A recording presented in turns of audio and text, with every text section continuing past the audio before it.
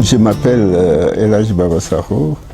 Je suis un chancelier des Affaires étrangères qui a servi au ministère des Affaires étrangères de 1975 à 2008, année à laquelle j'ai fait valoir mes droits à la retraite.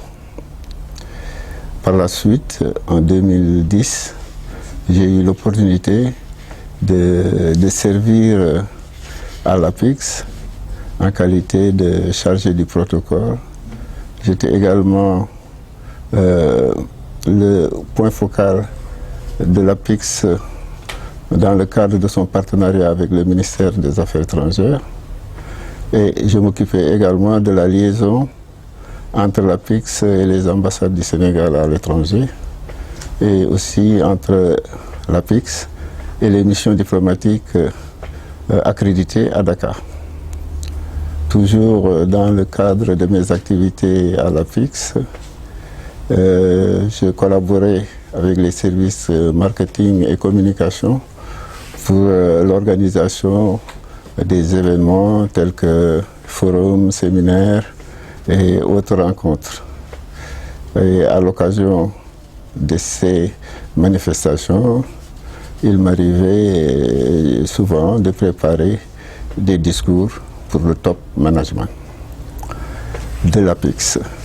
En principe, mon profil ne me désigne pas pour écrire un livre sur l'autoroute à péage. Cependant, l'idée m'est venue lorsque j'ai entendu à différentes reprises Madame Aminata Niane dire qu'il serait intéressant qu'un livre soit écrit sur la réalisation de cette autoroute.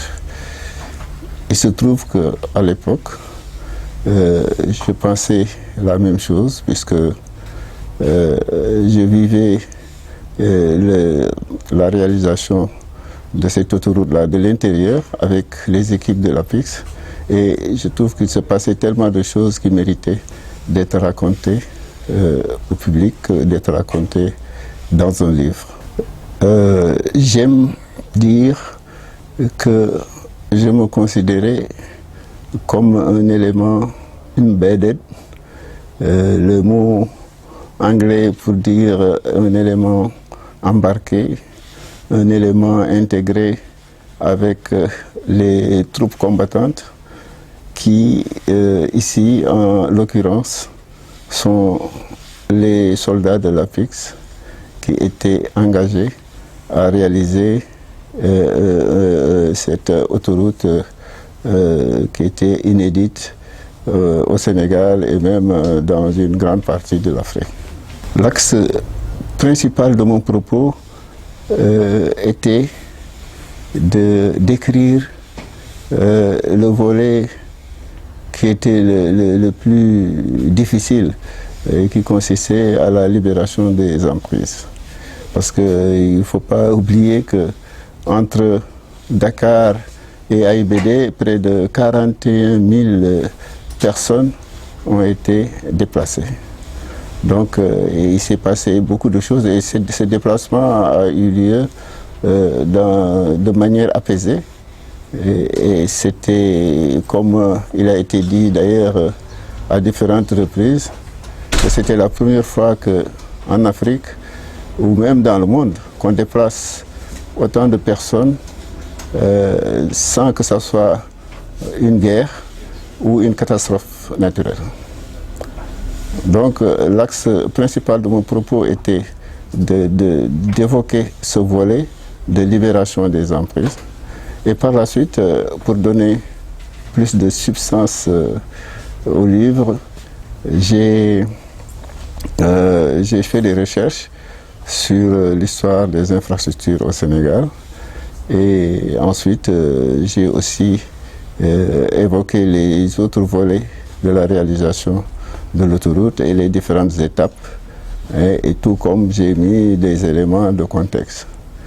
Telle est grosso modo la trame du livre que j'ai écrit sur l'autoroute à péage. Au final, mon livre sur l'autoroute à péage doit être considéré comme un livre d'histoire. Une histoire contemporaine dans laquelle un grand nombre de personnes peut puiser des informations utiles sur les infrastructures au Sénégal. Je pense que l'autoroute à péage mérite d'être racontée puisque nous avons tendance à oublier que le calvaire dans lequel nous étions plongés il n'y a pas si longtemps, lorsqu'il fallait pas moins de 2 heures de temps pour entrer ou sortir de Dakar et rallier Diamniadio. Aujourd'hui, le même trajet se fait en une vingtaine de minutes. Les Wolofs disent le Sotiyomba, mais en fait, la réalisation de cette autoroute n'a pas été chose facile.